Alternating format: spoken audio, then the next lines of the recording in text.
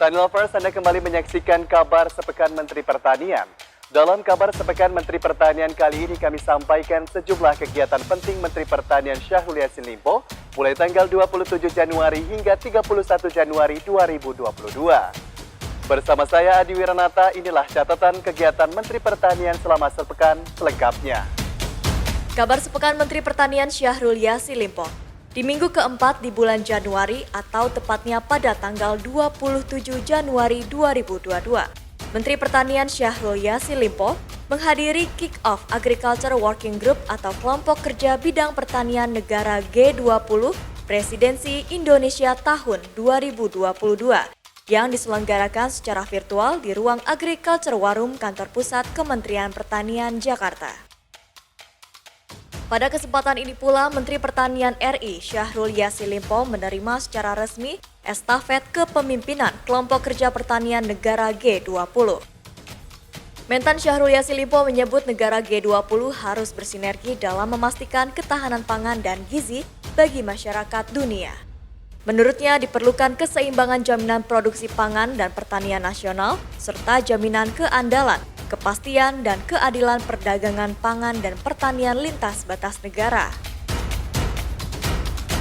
Hari ini merupakan sebuah kehormatan bagi saya beserta seluruh jajaran Kementerian Pertanian Republik Indonesia menerima estafet kepemimpinan Kelompok Kerja Bidang Pertanian Negara G20 dari Yang Mulia Menteri Pertanian Italia, Mr. Stefano Putoniale, yang telah bekerja dengan sangat kuat yang lalu.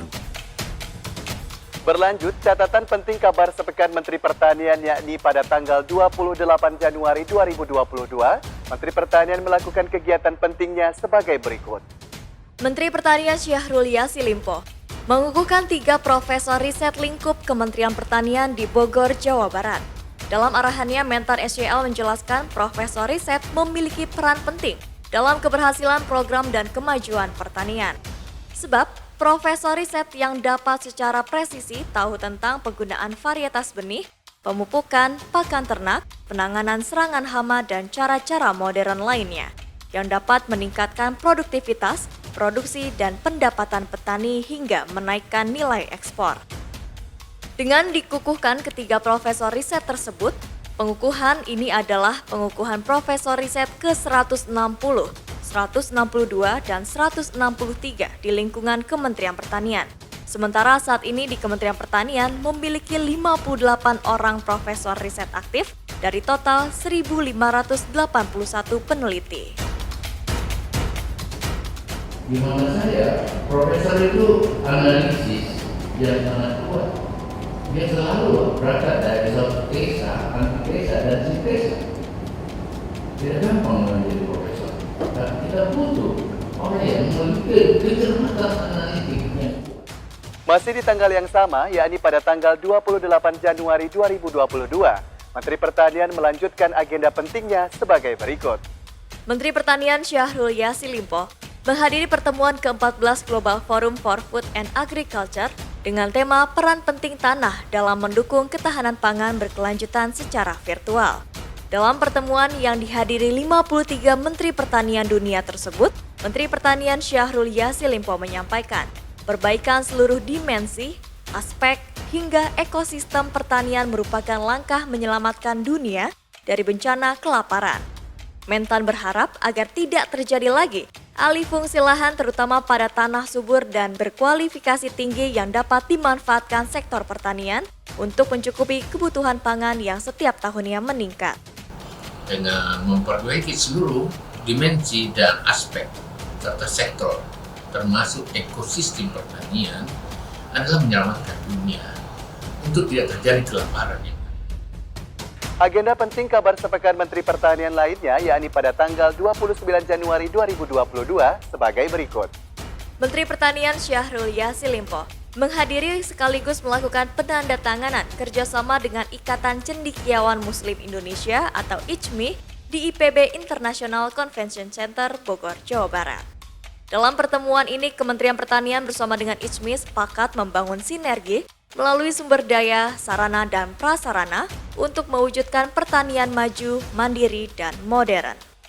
Menteri Pertanian Syahrul Yassin Limpo menegaskan, perlunya kerjasama dengan ISMI sebagai salah satu lembaga pemberdayaan masyarakat Muslim di Indonesia yang memiliki potensi besar mendukung keberhasilan sektor pertanian.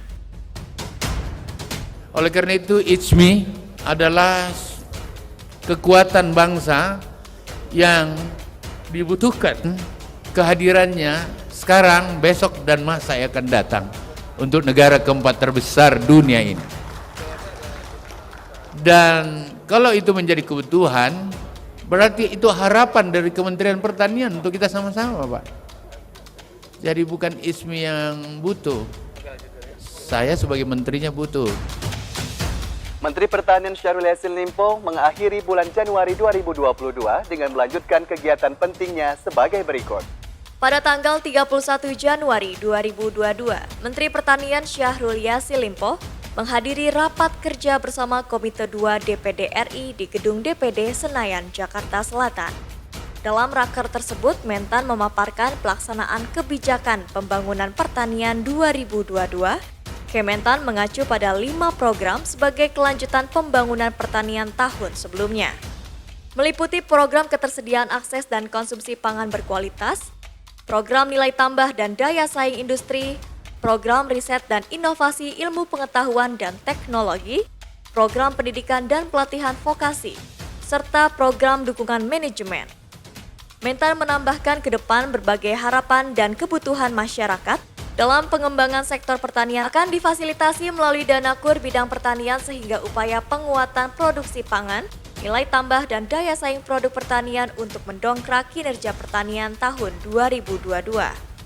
Pada kesempatan yang sama, Mentan Syahrul Yassin Limpo mendapat apresiasi dari Komite 2 DPD RI atas capaian kinerja sektor pertanian di tahun 2021. Demikianlah kabar sepekan Menteri Pertanian Syahrul Yassin Limpo edisi kali ini. Saya Adi Wiranata mewakili kerabat kerja yang bertugas mengucapkan terima kasih atas kebersamaan Anda. Salam TV Tani televisi pertanian pertama di Indonesia. Sampai jumpa.